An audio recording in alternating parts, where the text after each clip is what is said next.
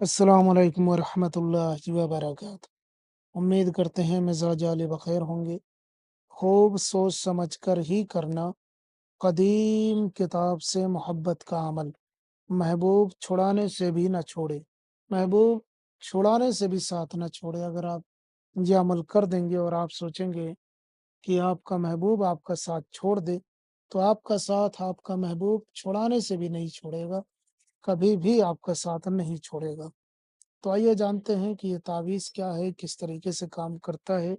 अगर आप ये तावीज़ किसी के लिए कर देते हैं, तो किस कदर वो आपकी मोहब्बत में दीवाना होता है।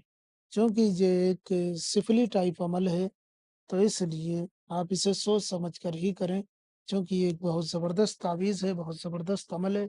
इस अमल को करने के बाद महबूब साथ नहीं छोड़ता है। आप लाख कोशिश कर लें, लाख जतन कर लें, आपका महबूब आपका साथ नहीं छोड़ेगा। शादी वगैरह करनी हो तभी करें तो ज़्यादा बेहतर है, क्योंकि ये शादी वगैरह के लिए ही इस्तेमाल होते हैं नुकूश। अगर आप शादी वगैरह करना चाहते हैं, तभी आप इसको इस्तेमाल करें। इंशाअल्लाह ताला ताउम्र पूरी ज़िंदगी आपका महबूब आपका साथ नहीं छोड़ेगा।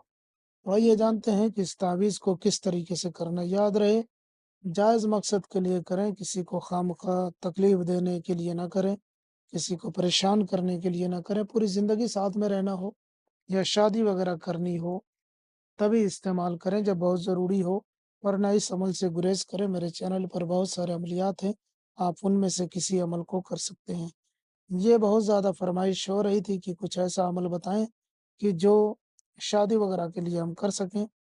कभी-कभी होता है कि महबूब नाराज़ हो जाता है, रिश्ता ख़त्म हो जाता है, तो दोबारा उसे अपनी ज़िंदगी में लाने के लिए या करने के लिए इस तरीके के अमलियात किए जाते हैं। तो आइए जानते हैं कैसे ये अमल काम करेगा, किस तरीके से करना है। इसको करने के लिए एक सादा कागज़ और ब्लैक कलर का पेन चाहिए होगा।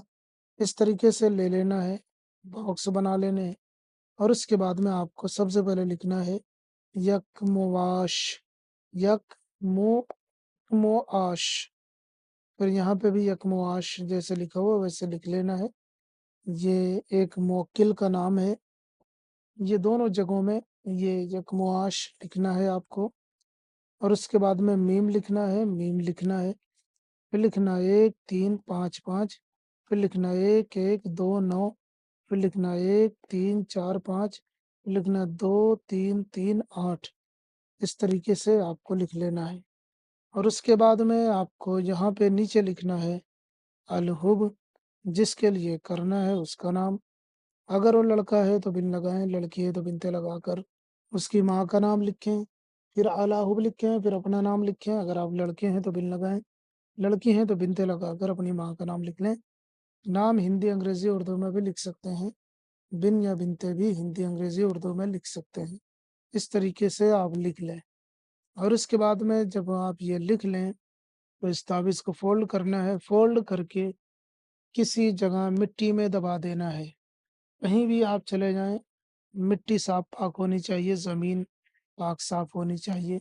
आप वहाँ पे दबा दें। आप इसे पार्क वगैरह या गार्डन वगैरह में भी दफ़न कर सकते हैं। या आपके घर में कोई गमला वगैरह है जिसमें मिट्टी है तो उसमें भी दबा सकते हैं। या आप करें 3 दिन कम से कम दबा रहने दें। अगर निकालने की ज़रूरत पड़ती है तो निकाल कर इसे बहते हुए पानी या कहीं दूसरी जगह पे भी दफ़न कर सकते हैं। लेकिन कम से कम 3 दिन दफ़न रहने दें और उसके बाद में आप इसका कमाल देखें कि ये पूरी ज़िंदगी के लिए आपका महबूब आपकी मोहब्बत में दीवाना रहेगा और हो सके तो ये तावीज़ वहीं पे दफ़न रहने दें।